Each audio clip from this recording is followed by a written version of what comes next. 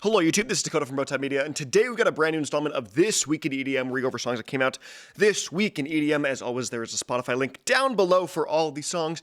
And just remember that these are my opinions, do not take them as gospel truth. Let's hop into it.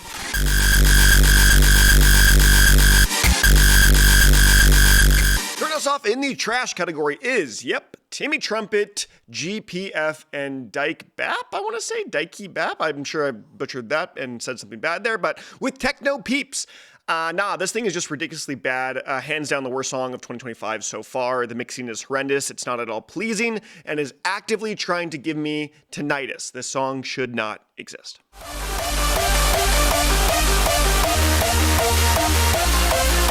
Then in the bad category, we've got Pixel Terror and Kreation with Tears Don't Fall. Since the split of Pixel Terror from a duo to a single producer, I have to be quite honest in stating that I think the quality has decreased since then. Pixel Terror has also stated that this year is going to have a ton of variety, and I sure hope this is it for this kind of hardstyle dubstep fusion. It feels so disingenuous and lacking much to really latch onto.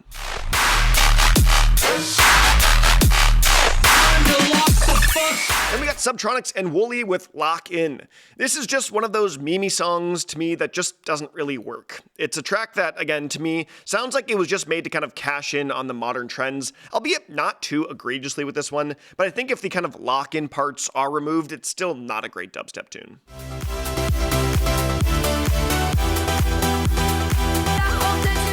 AFROJACK with Never Forget You. A pretty boring festival progressive house track with poor mixing that doesn't really fit in the modern EDM landscape. So much so that this will pretty much just get buried by many other generic tracks just like it.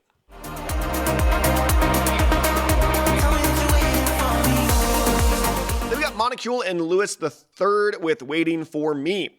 With the short runtime, poor vocal performance, shallow lyricism, and flat mixing, this song had a lot of stuff that was not great in my eyes.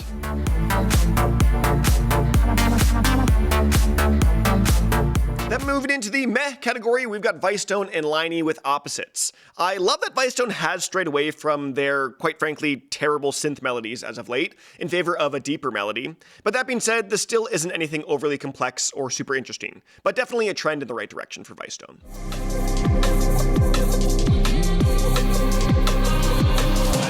Then we got the Duchess featuring DYSON with Drunk on You. A very low-key and tame drum and bass track that really doesn't do a whole ton in terms of creating a lasting atmosphere or providing a unique soundscape. Plus, it's a really quick tune that I just didn't overly care for.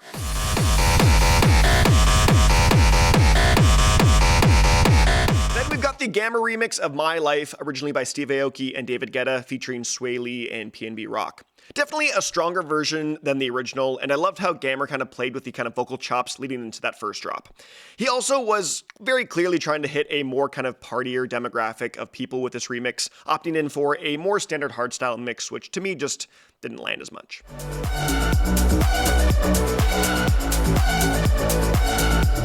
Then we got Forrester with Midnight City, a cover of M83's iconic track of the same name, Midnight City, and it just feels a little too late, honestly. The second wave of this track's popularity already came and went, and I just don't think this cover was really needed.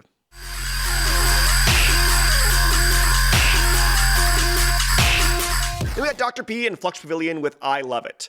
This, for sure, is the real final single, I hope, before the album releases sometime this week, and it's the most unique track thus far for sure, with a kind of 90s Eurotrance intro that transforms into a blaring, industrial-leaning screech of a drop. Not so much my flavor, personally, though.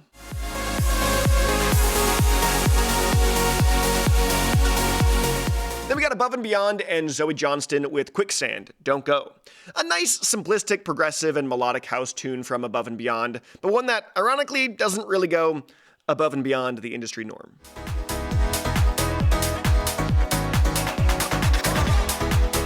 Then we got Otto Knows featuring Amanda Swae with Goodbye. A simple and grooving house track that could easily be a summer anthem, but otherwise is a fairly tame and straightforward song.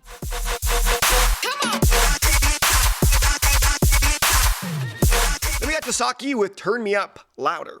A fine new heavy trap Tasaki tune that has his kind of classic jittery flair across the whole thing, but at only 96 seconds long, this track isn't really have much going on.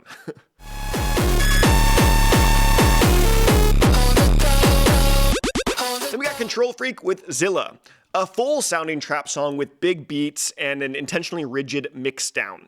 I think it's a neat tune, but one that didn't really quite resonate with me, yet I do appreciate it for its creativity.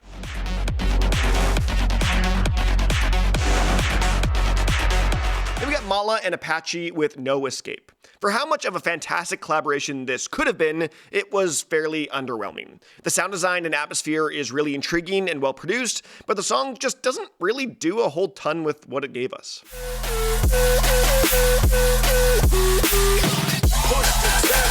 We got Rosie with Rush. Is it Rosie or Rossi? I've never actually known, but yeah, a decent trap cut, but one that doesn't really do too much to stand out in the modern trap landscape, with the giants of kind of Jules and ISOXO right now. It's not a bad track by any means, but does feel a little samey for what's going around in the trap scene.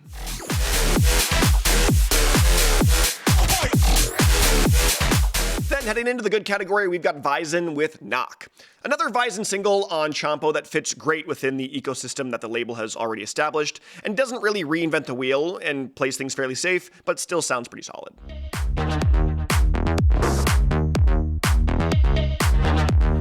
We got Jero with The Rhythm. A really fun new direction from Jero with a heavier emphasis on a deeper bass line and firm 4-on-the-floor beat.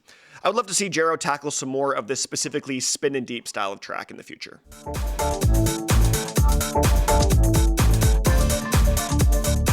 Then we got LP Giobi with Galt.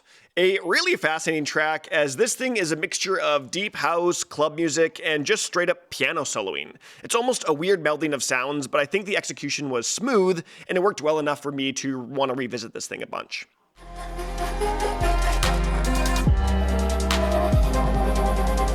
Then we got Milk Blood featuring Il Peach with Blame Jake from the new Alter Part 2 EP.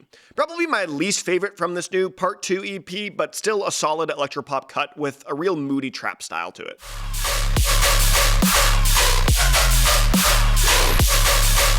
Then we've got Ivory with Riots from the new Riots EP. Well, on the heavier side of the more kind of mechanized dubstep sound design, this isn't anything entirely new, but a well-executed project of an established style.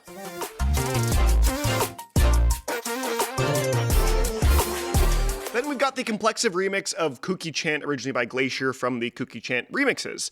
This remix ended up being exactly what I expected, and I loved it. Complexive is another artist that does a bunch of synth soloing and sound design in a way that Glacier does, and so it felt like a fresh remix while also feeling like it could have been produced by Glacier himself. It's a little bit more on the playful and relaxed side than the original, but still sounds just as good.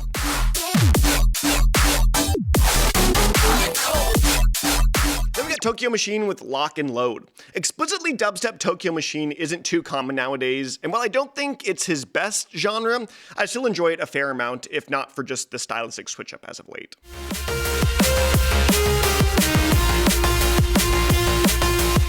Then we got Coven with The High We Seek, another solid single leading into their sophomore record, as Coven works well within their defined style and live off Katie's vocals and strong mix quality.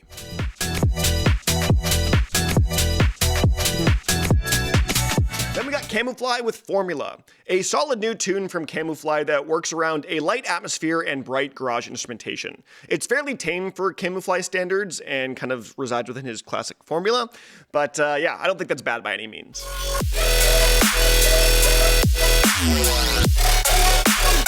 Then we got GRiZ and Grabbits with Take Me Home from the new Gemini EP from GRiZ. Well, it appears that GRiZ's hiatus didn't really last all that long, as he's now back with a quick 4-track EP titled Gemini. This cut with Grabbits has many of the same motifs and melodies of the past, almost as if GRiZ never really left. It's a decent dubstep cut from GRiZ that really feels pretty much special only because Grabbits is on this thing, which, I mean, still a good thing.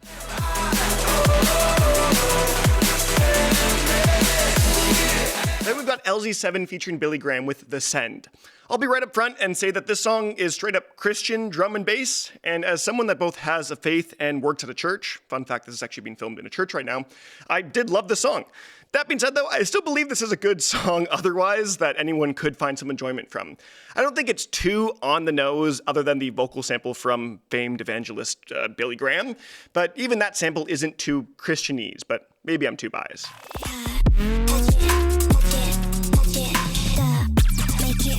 Then we got Nikita the Wicked and Darby with Rewind, a lovely modern trap cut with a bouncy synth and really fun sound design. A track that's perfect for the club setting. It's energetic, sporadic, and overall pretty incredible. Yes, it's a little short, but damn, this thing packs a punch.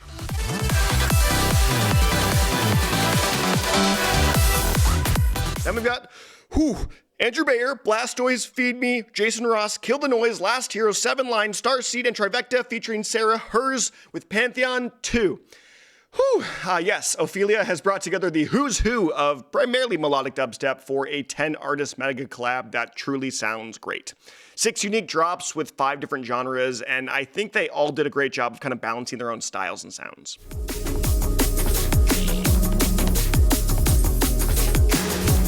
And then we've got Laszlo with Searching for the Sun, a lovely return of Laszlo, and with a bright drum and bass cut nonetheless. More than anything, though, I hope this is a sign of more things to come. Oftentimes I think comebacks like this are underwhelming, but this song feels like Laszlo still very much is in form.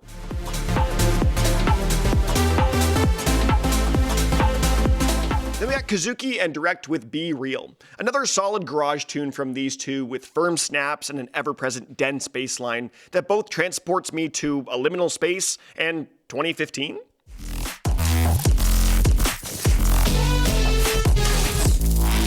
Then we got Earmere and NOMIS.K with Starry Eyed. Another Earmere classic. His intense sound design and narrative lyricism are some of my absolute favorites in the space right now, and even the seemingly out-of-place kind of hip-hop inspired vocals in the interlude kick butt and bring the energy. But that's been This Week in EDM. Let me know what you guys think of any and all songs in the comment section below, but other than that, I'm Dakota from Bowtied Media, and I'll see you guys in another video.